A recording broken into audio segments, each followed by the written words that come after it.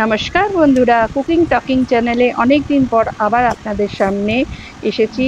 আজকে এনেছি আমাদের স্টেপল ফুড ভাত কত তাড়াতাড়ি তৈরি করতে পারবো তা দেখানোর জন্য। দেখুন, আমি মিনিকেট চাল নিয়ে নিয়েছি।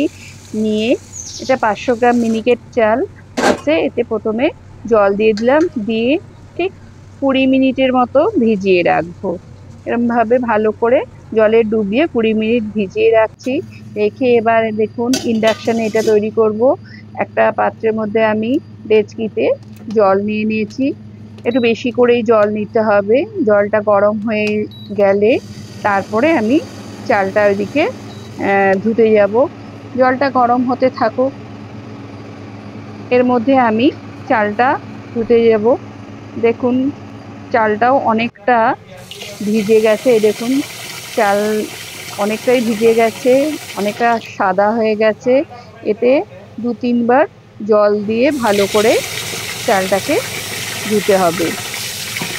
ভালো করে চালটাকে ধুতে হবে, যাতে যতক্ষণ না চালের জলটা পরিষ্কার একদম ক্রিস্টাল জল আসছে ততক্ষণ আমাকে চালটা ধুয়ে নিতে হবে। কারণ চালের মধ্যে অনেক রকমের পাউডার দেওয়া থাকে, তো সেইগুলো আমরা ধুয়ে নেব।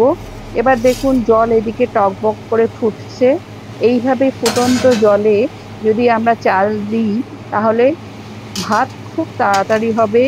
গ্যাস বা ইলেকট্রিক আমরা খুবই সাশ্রয় করতে পারবো। দেখুন, আমি হাতাতে করে চালগুলো দিয়ে দিচ্ছি। হাতে করেও দিতে পারেন, তবে হাতে করে দিলে অনেক সময় গরম ফুটন্ত জল তো হাতে ছিটে পড়তে পারে, তাই হাতাতে করে দেওয়াই ভালো। এইভাবে হাতাতে করে ধীরে ধীরে চালগুলো দিয়ে দেব।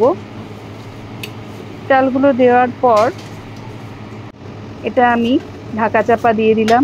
দিয়ে কিছুক্ষণ পর দেখুন টকবক করে ফুটছে। হাই ফ্লেম দিয়ে দিয়েছিলাম। এই টকবক করে যখন ফুটবে তখন এটাকে ঢাকনাটা আবার দিয়ে আমি ইন্ডাকশনটা অফ করে রাখছি। এবার দেখুন চালটা কতটা হয়েছে। হ্যাঁ, এখানে দেখুন 75%-এর মতো ভাতটা হয়েছে। এই দেখুন, আমি চিপে দেখাচ্ছি।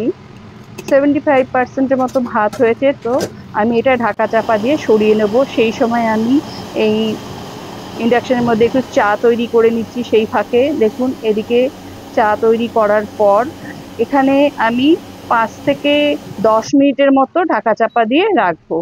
রেখে আমার চা তৈরি হয়ে গেছে। আবার ইন্ডাকশনে এটা দিয়েছি, ভাতটা বসিয়েছি। এবার দেখুন, মনে হচ্ছে জল নেই, সব শুষে গেছে, কিন্তু তা না, তলায় অনেকটা জল আছে। আর আমি একটু গরম জল তুলে রেখেছিলাম, সেই গরম জলটা দিয়ে দিলাম। ঠিক এই, এবার দেখুন ভাতটা আমি চিপে দেখাচ্ছি, ভাতটা হয়েই গেছে প্রায়।